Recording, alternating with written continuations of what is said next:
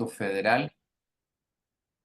Él es radiólogo egresado del Instituto Nacional de Ciencias Médicas y Nutrición Salvador Subirán, de donde yo afortunadamente fui su residente en su momento. Él fue el jefe del Departamento de Radiología del Instituto Nacional de Cardiología Ignacio Chávez del 2013 al 2023. Actualmente se desempeña como director de operaciones del grupo CT Scanner. Y pues sin más, le cedo la palabra, doctor. Esperamos con ansia su plática. Muchas gracias. Aquí lo escuchamos todos. Muchísimas gracias, Raúl, por la invitación. Eh, Antes de que se me pase, muchas felicidades por su cumpleaños, que fue hace un par de días. Espero que en el Congreso podamos darle un abrazo personalmente. Gracias por la invitación a todo el colegio. Voy a tratar de platicarles de un tema que, como en todos las partes del cuerpo, hay algunas cosas que no se platican tanto, no se leen tanto, no se escribe tanto, y una de esos es la pleura.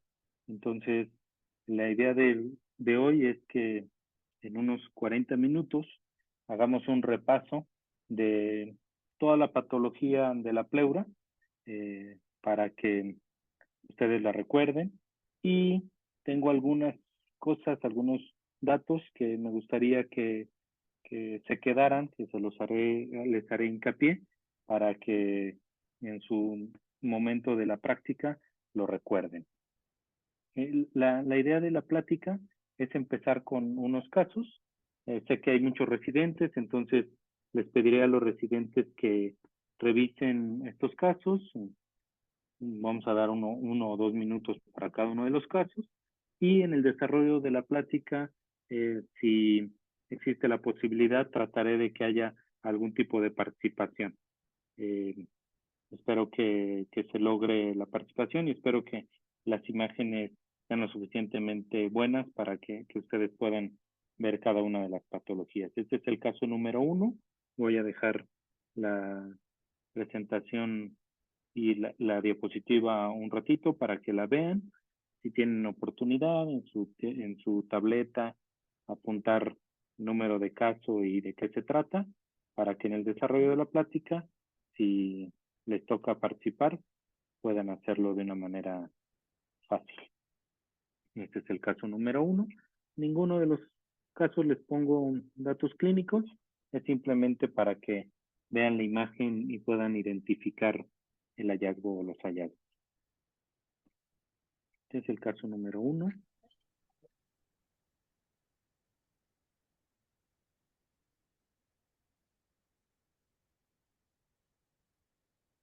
Este es el caso número 2.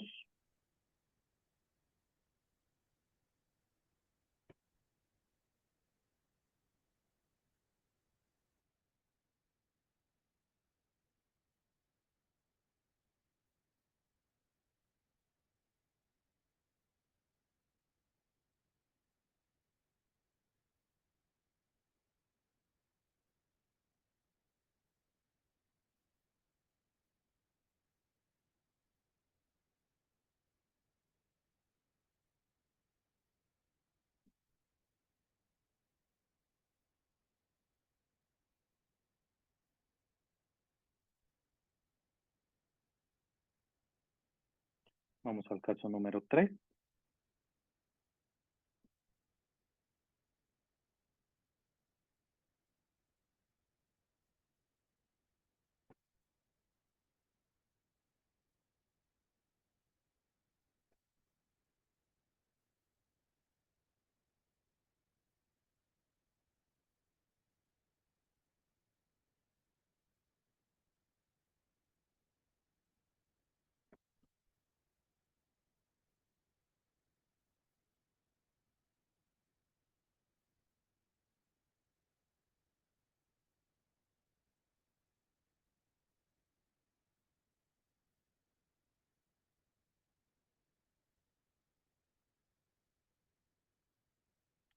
Vamos al caso número 4.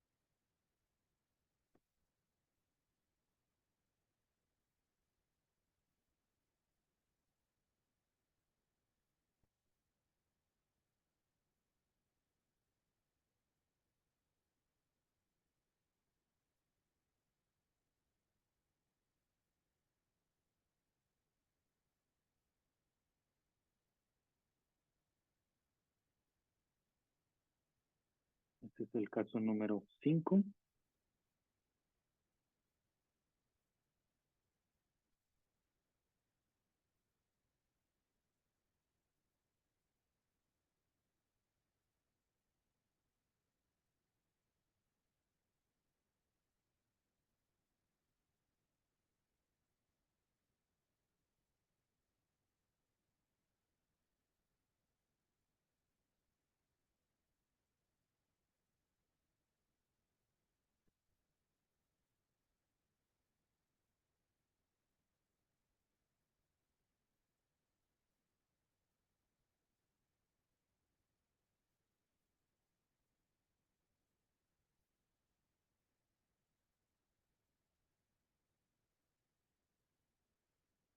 Este es el siguiente caso.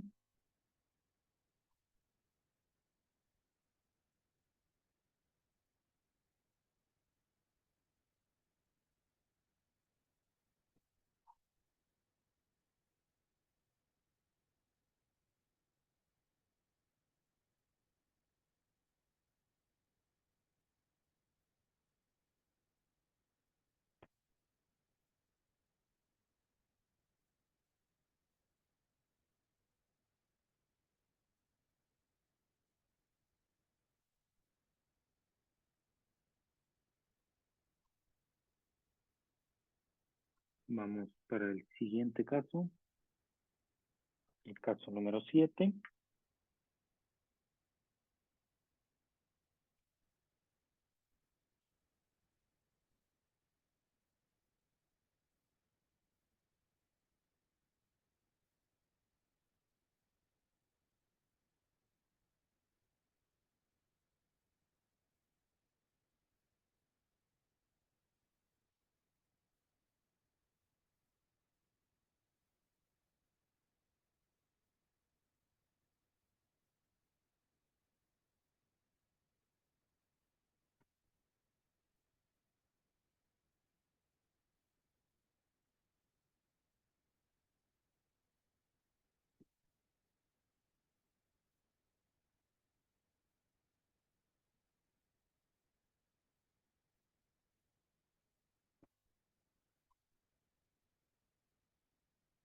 Vamos con el siguiente caso, el caso número 8.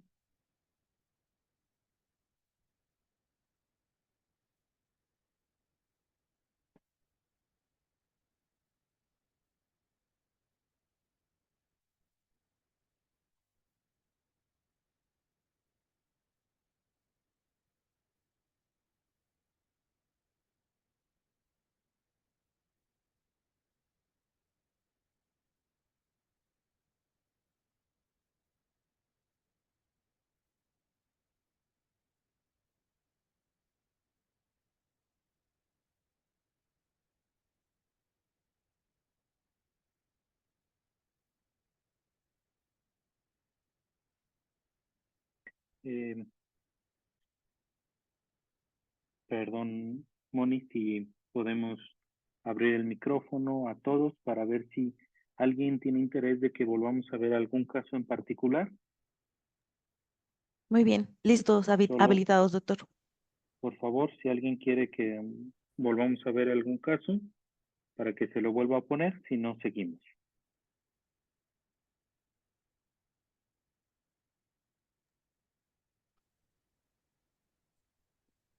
Muy bien. Eh, Perdón, creo que interrumpí a alguien. No. Bueno, vamos a seguir. Vamos a seguir ya con la presentación.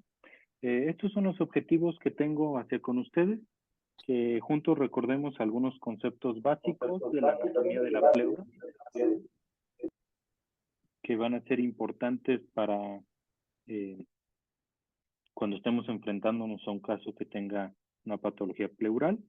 Después, con estos casos, ilustrar algunos ejemplos de la patología pleural y algunos conceptos útiles que me parece que pueden ser importantes para la práctica en relación a la imagen.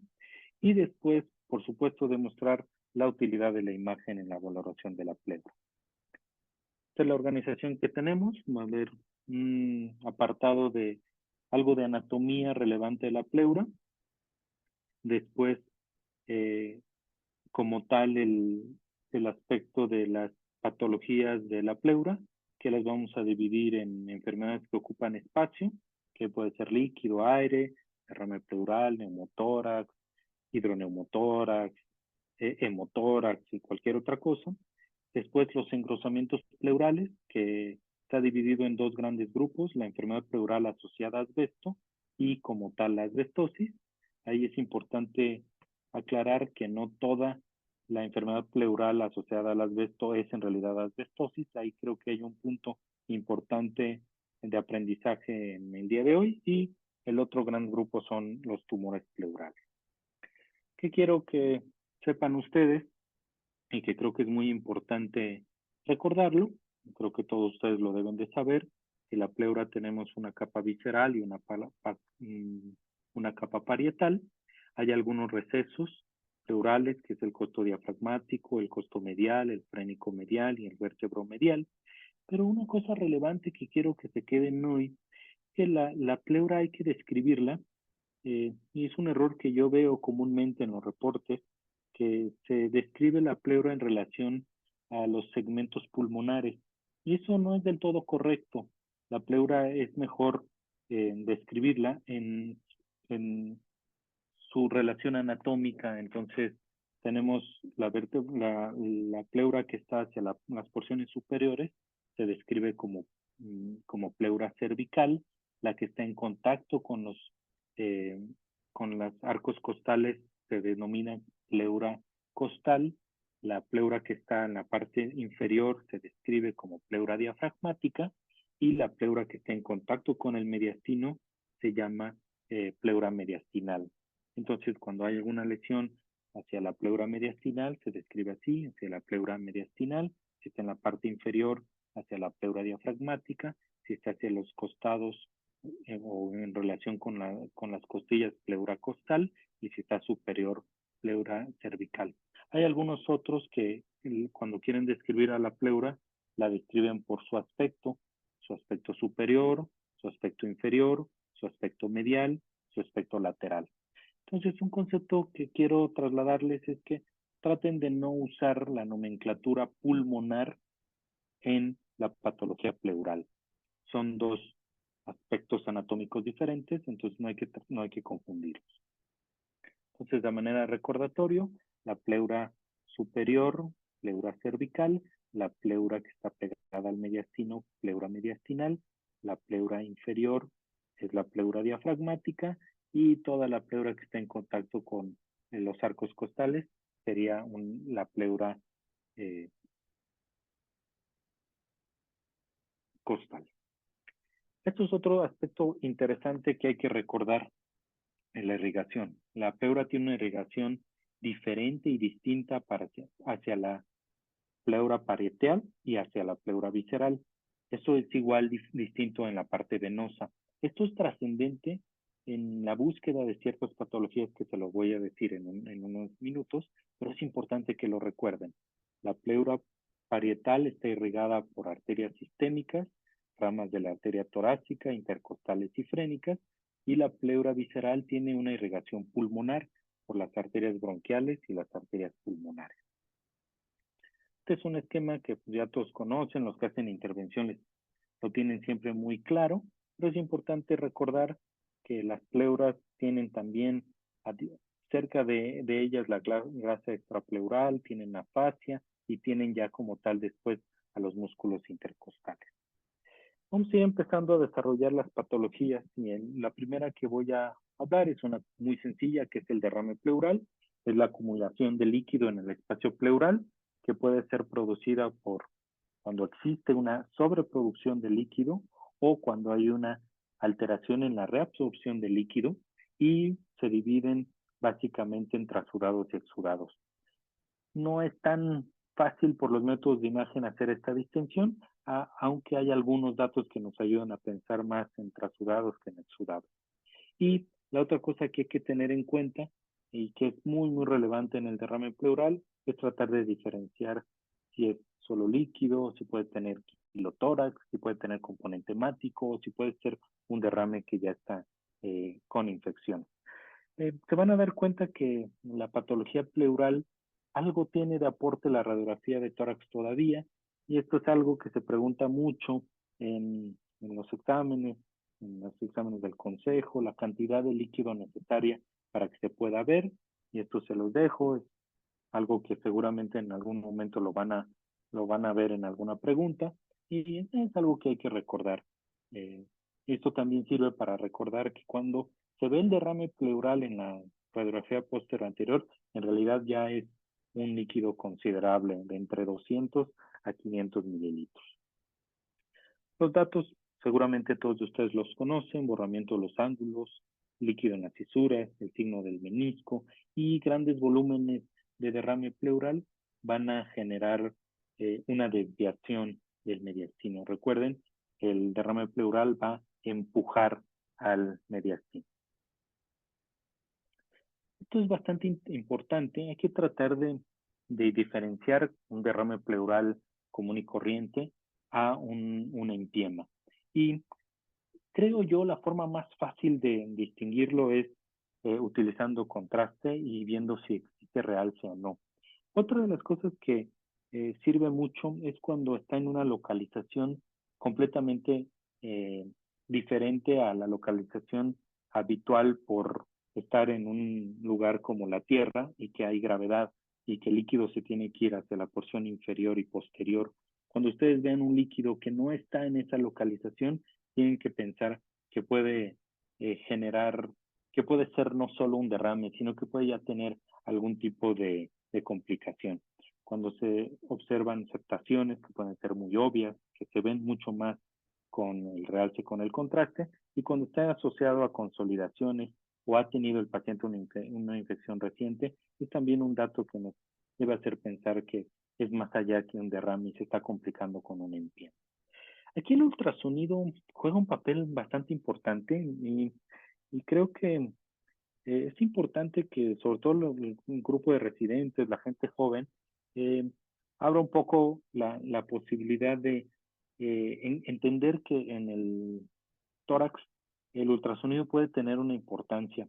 Eso ya lo saben muy bien los neumólogos, los eh, médicos que se encargan de urgencia, y están ganándonos un poco ese terreno, entonces hay que tratar de no perderlo. Y en la parte del derrame, ayuda mucho la distinción de un derrame que es completamente anecoico, y ahí existe esta clasificación: completamente anecoico, cuando está complejo pero no tiene septos, cuando está complejo con septos, y cuando está ecogénico. Entonces, es importante recordar que el ultrasonido en la cavidad pleural puede dar algo de información, y a veces es superior, sobre todo a la tomografía simple, para tratar de caracterizar el derrame pleural. Recuerden, hay que no tener miedo de ir a esas zonas donde tradicionalmente el ultrasonido no se utilizaba y irlas explorando. Hoy en día hay muchos artículos de la exploración pulmonar por ultrasonido, y también la exploración pleural. Esta es una imagen parecida a las que les enseñé en los casos iniciales, y me gusta mucho esta imagen porque nos ayuda a identificar la diferencia entre un derrame pleural, digamos, no complicado, como es el que se ve en el lado derecho, con un derrame que tiene datos de complicación y hay que hacérselo saber al clínico. Este paciente, por supuesto, ya está eh, multitratado, pero sigue teniendo esos datos de derrame acumulado en una zona que no es dependiente de la gravedad, y derrame pleural que tiene este signo que lo vamos a ver característico, es que es el realce de la pleura. Esto se llama split sign, y no es más que la inflamación de la pleura hace que tenga más realce y hace que se vea, y es mucho más notoria la pleura con el realce.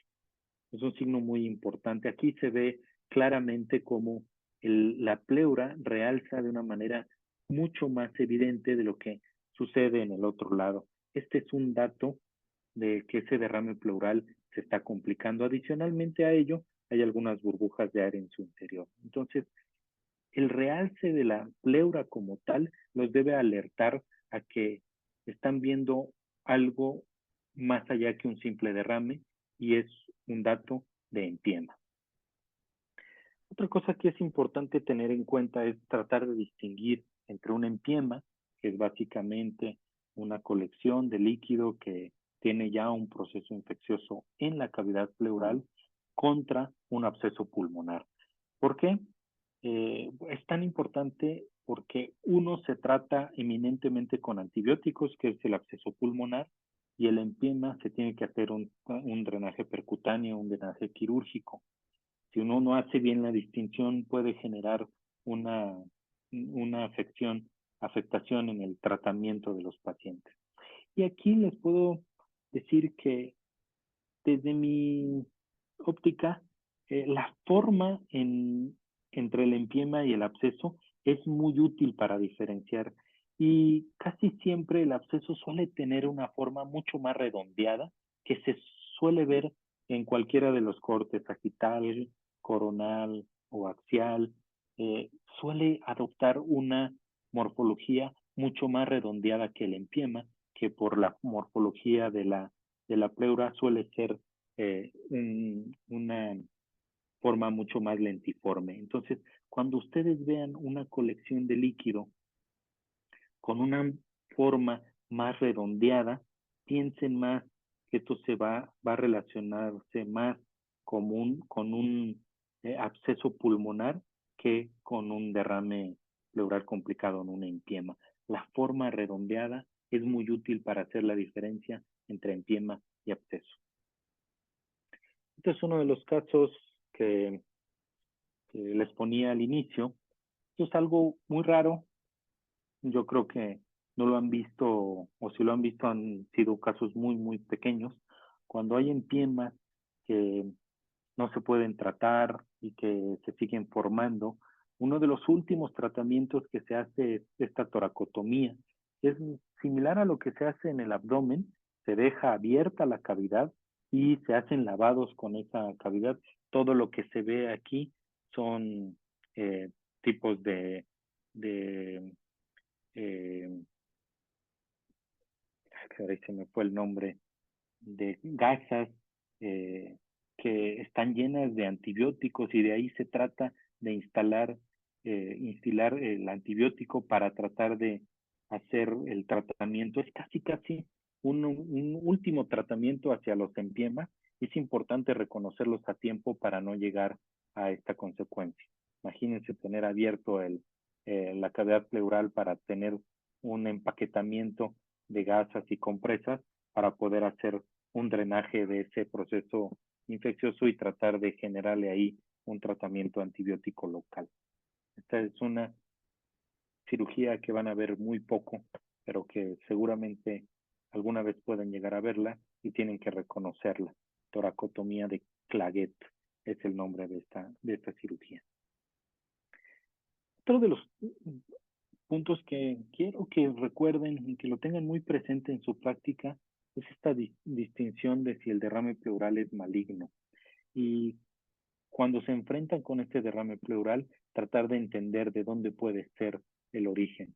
Y básicamente cuando vean un derrame pleural, una de las primeras cosas que tienen que pensar es que el pronóstico de ese paciente va a ser pobre. Eh, Puede ser resultado de una malignidad pleural o un involucro metastásico. Y también puede ser por extensión directa de un cáncer de pulmón. Cáncer de pulmón, cuando va avanzando, uno de los sitios lógicamente de extensión es la pleura. Cuando vean una lesión sugestiva de cáncer de pulmón y tenga derrame pleural, piensen que puede tener una involucro de la pleura y es muy importante hacer en el estudio una fase muy precisa para poder identificar esto. Muchas veces no hacemos esta fase y podemos no estadiar de manera adecuada a los pacientes, sobre todo a los del cáncer de pulmón. Ahora les voy a platicar de eso. Y algunas otras cosas como el linfoma, el mesotelioma o algunos otros tipos de metástasis. La mama puede llegar a afectar a la pleura. Y el dato característico en la tomografía es que vamos a ver un reforzamiento pleural. Este reforzamiento va a ser nodular.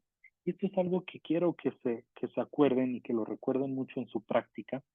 Esto está descrito y es muy útil para cuando ustedes están viendo un caso. Cuando ustedes vean afección de la pleura mediastinal, casi deben pensar en algo maligno.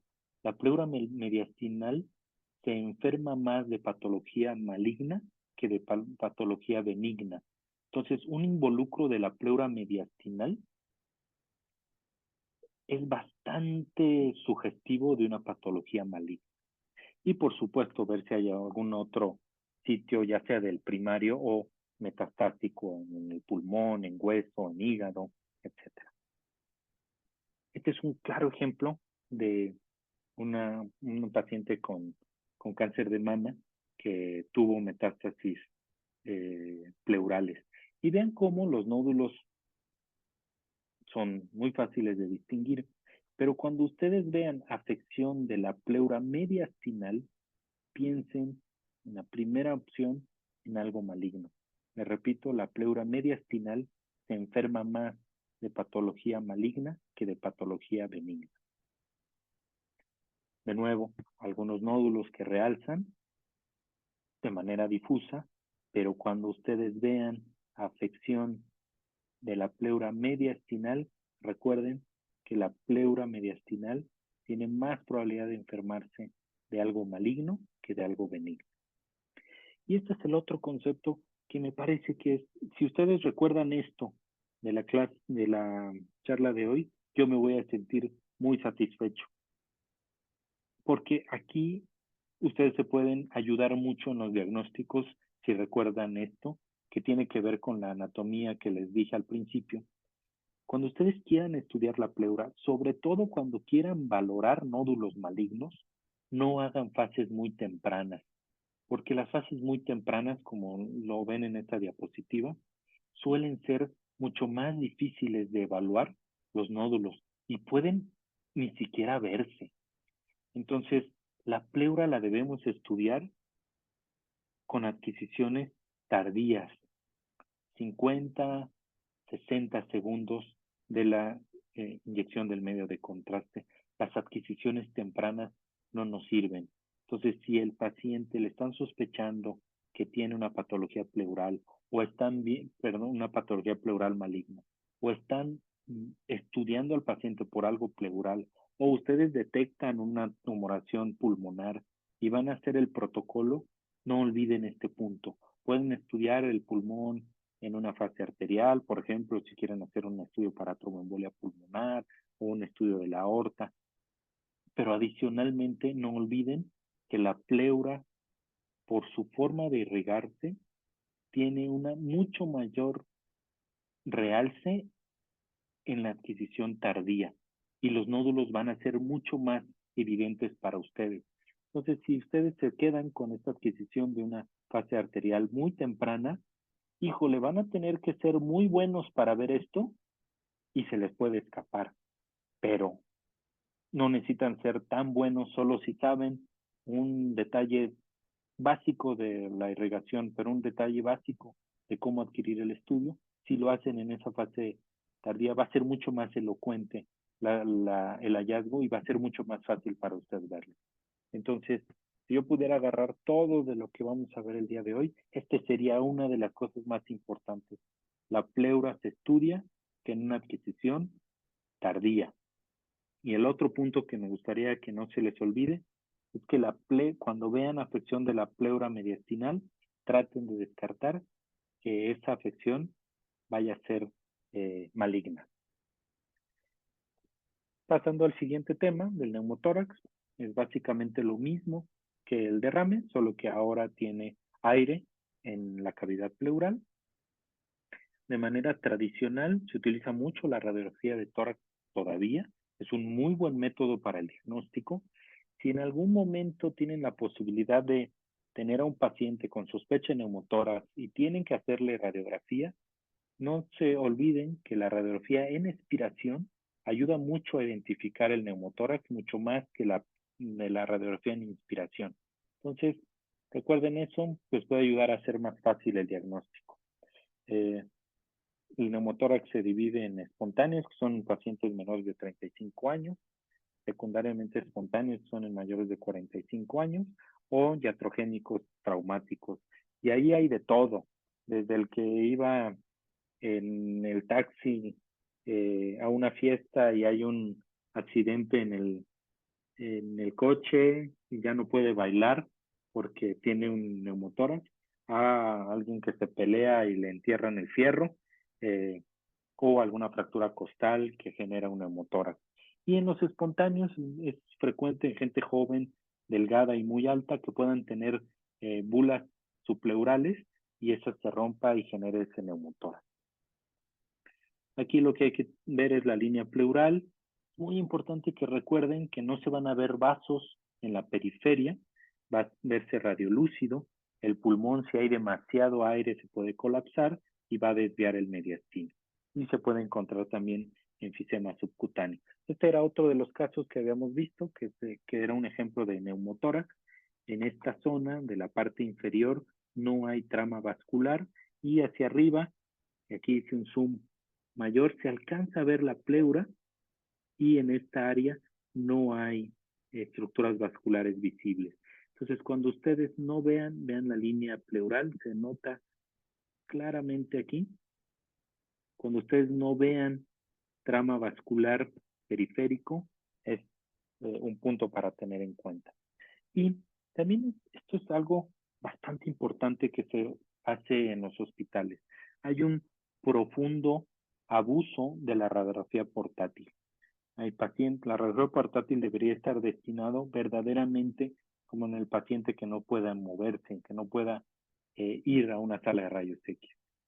Tristemente en los hospitales, y yo creo que todos los que están aquí en un ambiente hospitalario o estuvieron en un ambiente hospitalario, deben de saber que en realidad la radiografía portátil se pide porque la enfermera quiere que se haga más rápido, porque no quieren molestar al camillero o porque se les hace más fácil que se vaya un técnico a hacer la radiografía a bajar al paciente.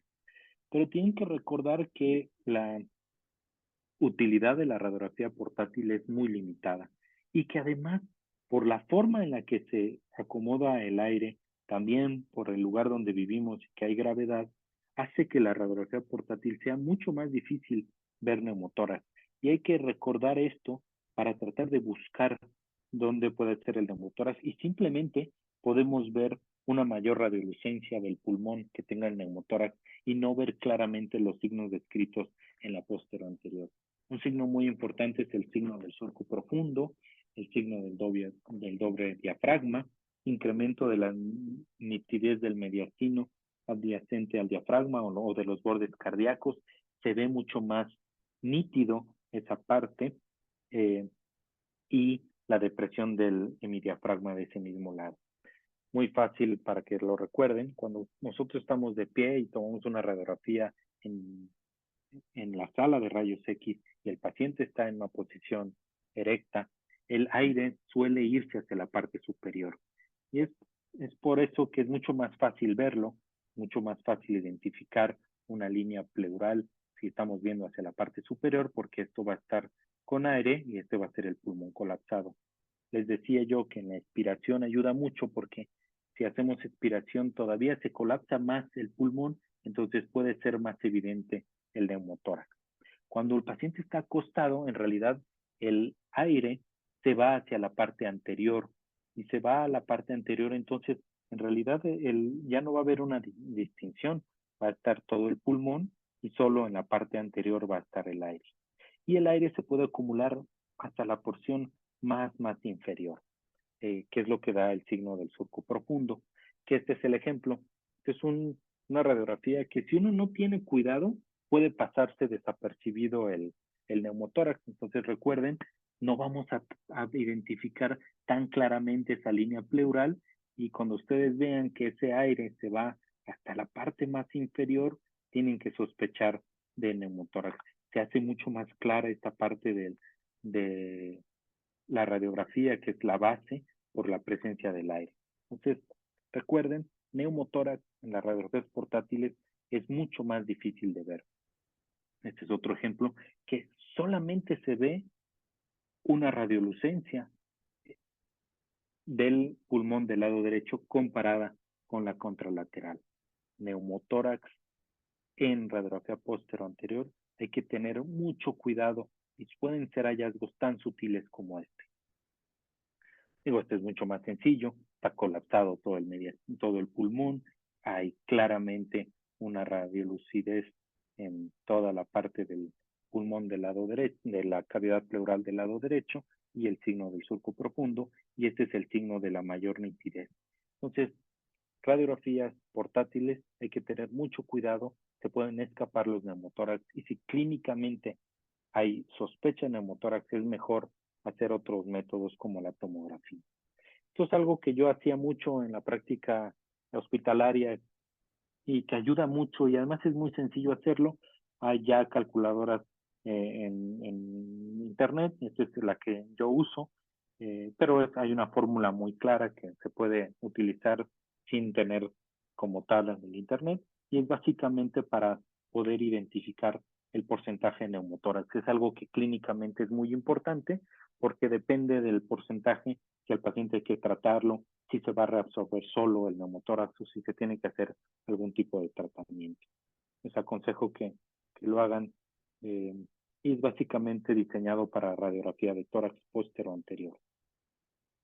Eh, Hoy en día ya con la tomografía, con diferentes sistemas, se puede hacer cuantificación del derrame pleural y del neumotórax por volumen, simplemente generando el volumen del derrame y del neumotórax. Pero esto es muy útil para la radiografía de tórax y en una práctica cotidiana hospitalaria. Quiero platicarles ahora de la fístula broncopleural.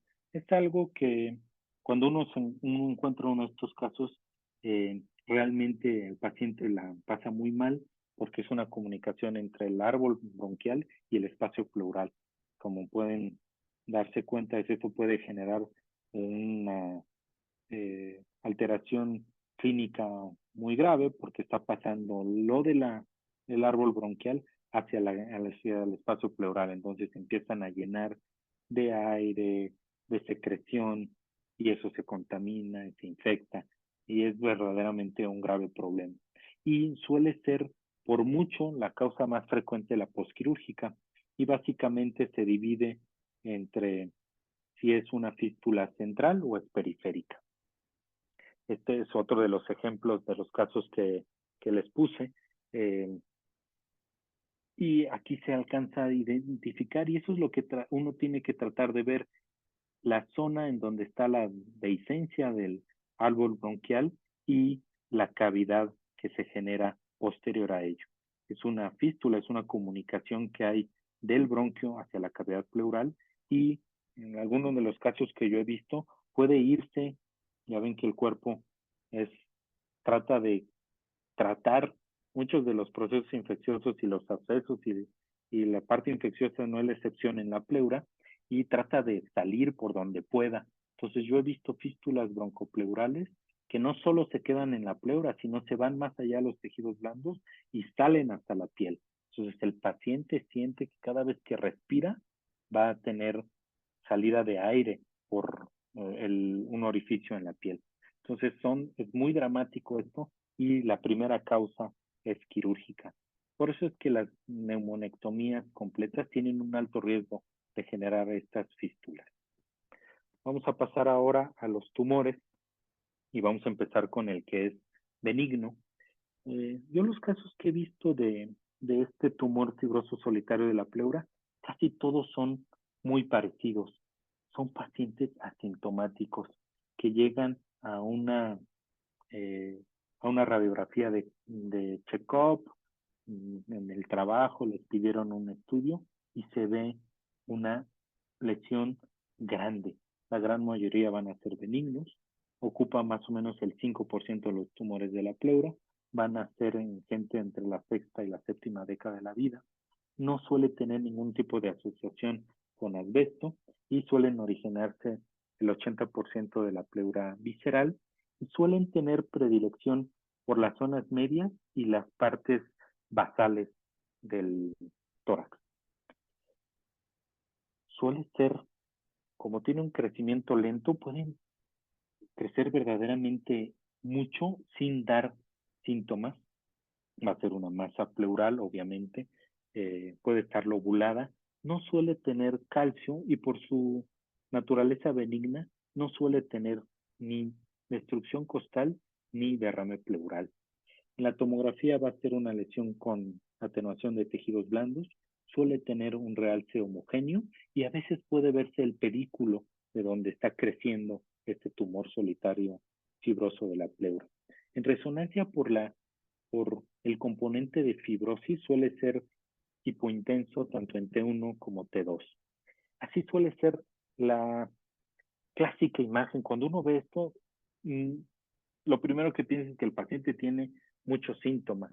Si ustedes ven esto y el paciente no tiene síntomas, tienen que pensar que puede ser este tipo de tumor. Es una gran masa pleural que está afectando la porción inferior o diafragmática de la pleura. Y en tomografía, en otro caso, suele tener un realce muy homogéneo.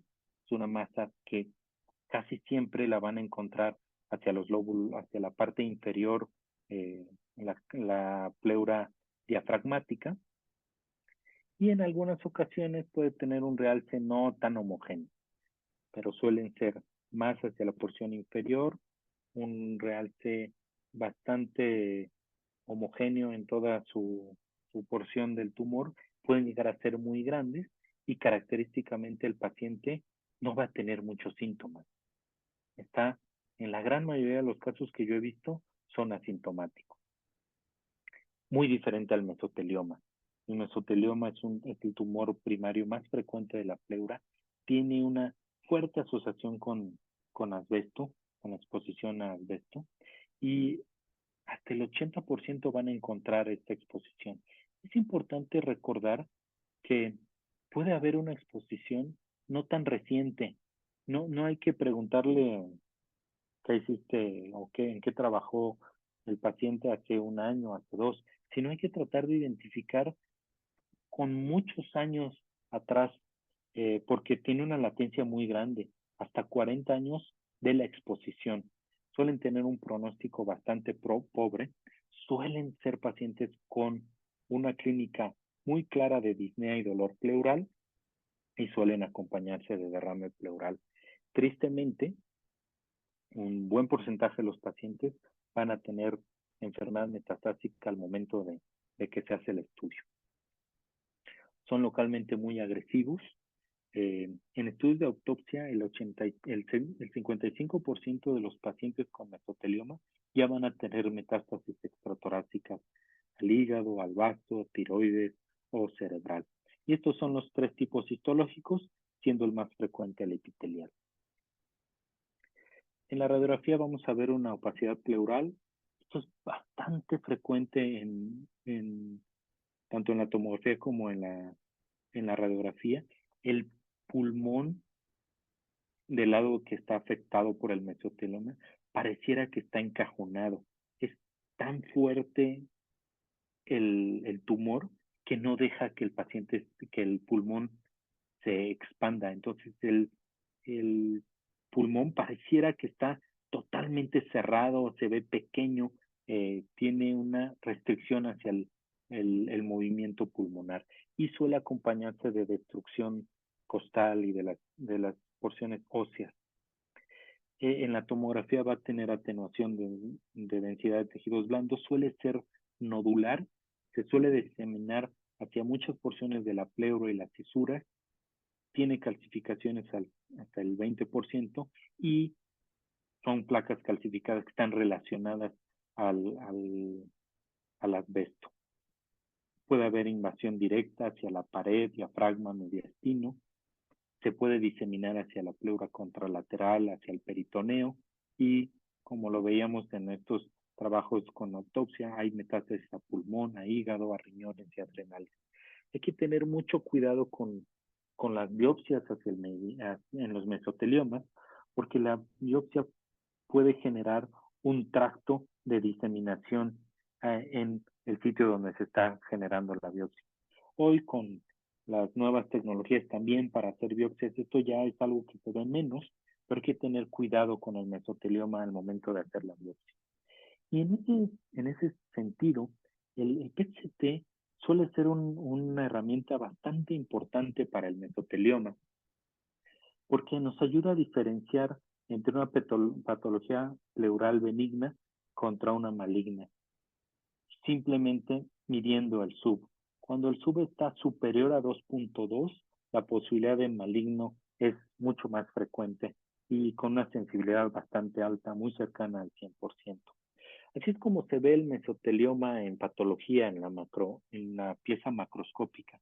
Y vean cómo lo que les digo de que el pulmón se ve ahí encajonadito con el tumor, eso lo vamos a ver nosotros en imagen. Entonces hay que recordar esta imagen patológica para que cuando veamos algo similar en la pleura, en la imagen, podamos definir que esto pueda ser un mesotelioma. Suele tener este engrosamiento nodular en la pleura, lobulado con realce, poco más heterogéneo. Y esta es un caso muy típico de mesotelioma. Reforzamiento nodular, el pulmón parece ahí apretado por el tumor. De nuevo está afectada la pleura mediastinal. Esa pleura mediastinal, cuando la veamos afectada, tenemos que pensar en algo malo y tiene ese engrosamiento nodular. En el PET, por supuesto, en este caso, en otro caso que tiene gran afección eh, pleural con placas calcificadas, adicionalmente esas placas calcificadas tiene una captación del radiofármaco en prácticamente toda la pleura, con alta captación, mucho más que lo que se ve en el hígado. Entonces esto es altamente sugestivo de una patología maligna. Quiero casi ya para finalizar, y quiero disculparme con todos ustedes porque al no saber que podía tener interacción, puse los diagnósticos ya. Entonces iba a ser muy difícil hacer una interacción con ustedes pues ya con el diagnóstico puesto. Pero quiero casi terminar hablando de este grupo de enfermedades que todavía nos va a tocar verlas, que son todas las enfermedades relacionadas al asbesto. Eh, Tristemente, aunque en otros países un poco más desarrollados ya existe desde hace muchos años prohibición del uso del asbesto, desde el 2000 se ha empezado a hablar de la prohibición del asbesto. En el 2005 la Unión Europea lo ha dejado de usar. En realidad, en nuestros países, en América Latina, se sigue utilizando mucho asbesto y se utiliza mucho porque es un material que era bastante interesante, es muy resistente, eh, se puede malear, eh, suele poder resistir muchas temperaturas, entonces se utilizaba para tejas, azulejos, hasta papel, cemento, industria automotriz, y en realidad eh, se sigue utilizando y un poco de la gran tristeza que hay en todos nuestros países es con los mineros en condiciones extremadamente graves. Trabajaban y siguen trabajando, aunque hoy en día probablemente están un poco más cuidados, pero sigue habiendo estas imágenes en muchos de nuestros países y la afección de esta pobre gente que además está desnutrida, no come bien, eh, hace que haya unas combinaciones de cáncer pulmonar, mesotelioma, tuberculosis.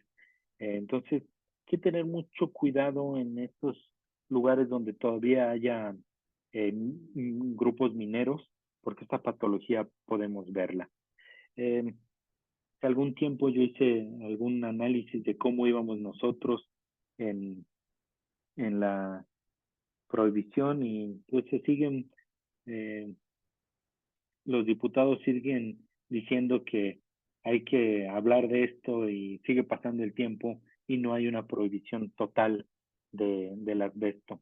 Entonces, una de las cosas que tienen que recordar es que la enfermedad relacionada con el asbesto es bastante amplia y va desde un tipo que se denomina enfermedad benigna relacionada al asbesto y ya una patología maligna. Y adicionalmente está la asbestosis. Entonces, muchas veces que yo veo algunos reportes y que el paciente dice, tuve contacto con asbesto, veo una placa calcificada y le concluyo asbestosis. Y en realidad no es tan así. Esa es la otra cosa que me gustaría que hoy recuerden. La enfermedad relacionada con asbesto es muy grande, tiene dos componentes, uno benigno y uno maligno. Lo maligno está relacionado con cáncer broncogénico, mesotelioma, cáncer renal, cáncer laringio, tumores gastrointestinales. Y en la parte benigna hay dos grandes grupos. La enfermedad relacionada con el asbesto, que es benigna, que puede ser desde derrame pleural, engrosamientos pleurales, tanto calcificados como no calcificados, engrosamiento difuso de la pleura, atelectasia redonda y en esa parte benigna también está la asbestosis. Entonces, de una manera esquemática, ¿qué es lo que vamos a ver en esta enfermedad relacionada con el asbesto? Va a haber derrame pleural, va a haber placas pleurales que pueden ser calcificadas o no calcificadas, va a haber engrosamiento difuso de la pleura, va a haber placas calcificadas, va a haber atelectasia redonda, y este es otro concepto que me gustaría que recordaran. Cuando ustedes hablen de una atelectasia redonda, tiene que haber forzosamente una patología pleural que esté condicionando esa atelectasia redonda. Si ustedes no ven afección en la pleura, no hay derrame, no hay placa,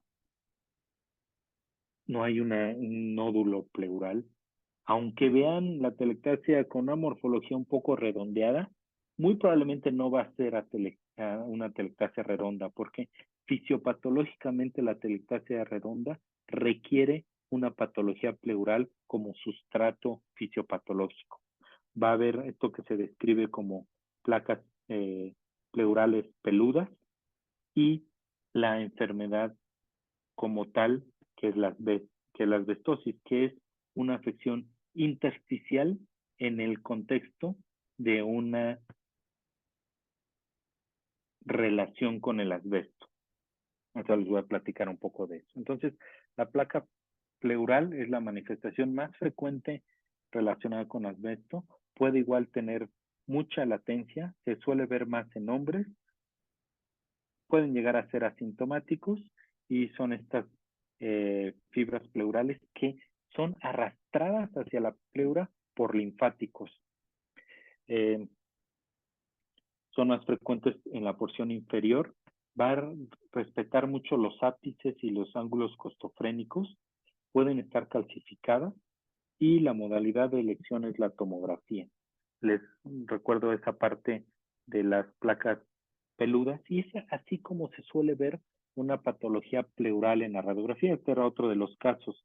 La patología pleural en la radiografía puede verse y puede confundirse con patología pulmonar, porque recuerden que la pleura, como estamos viendo, la pleura anterior, la pleura posterior, pueden verse en realidad no siempre totalmente periféricas. Esto es parte de la pleura también. Entonces, todas estas opacidades tienen relación a la pleura. Y un sitio muy frecuente de afección es la pleura diafragmática. Y de la pleura diafragmática, la porción media es un sitio donde frecuentemente se ven estas placas calcificadas. Entonces, siempre busquen, cuando estén dudosos de si hay afección pleural, concéntrese en esta área de la pleura. Cuando ustedes vean estas placas calcificadas en esta área de la pleura, es muy probablemente que todo lo demás que están viendo en la radiografía vaya a ser también patología pleural. Y así se ven mucho más fáciles en la tomografía, estas placas con engrosamientos pleurales, en este caso no calcificados, y en este caso calcificados. Y aquí algunos ejemplos de estas placas calcificadas con eso que les decía como placas peludas que se describen. Puede también haber un engrosamiento difuso de toda la pleura Esto suele suceder con mayores dosis de asbesto, aunque no es exclusivo, y suelen tener bordes más irregulares, se pueden extender hacia las fisuras. Esto es lo que les decía de la atelectasia redonda. Tiene que haber un plegamiento de la pleura, puede dar una apariencia en masa, y tiene que haber a fuerza una patología pleural. Suele ser mucho más frecuente en los lóbulos inferiores, y van a ver ustedes cómo las estructuras vasculares también hacen un movimiento, un giro, y ese es el signo de la cola de cometa. Esta es una típica atelectasia redonda. Por supuesto, tiene una morfología redonda, las estructuras vasculares parece que giran, y además tiene un sustrato de una patología pleural. Entonces recuerden, difícilmente va a haber una atelectasia redonda si no tiene un sustrato de patología pleural. Esto quiero con esto básicamente terminar. La asbestosis es una fibrosis intersticial difusa secundaria a asbesto.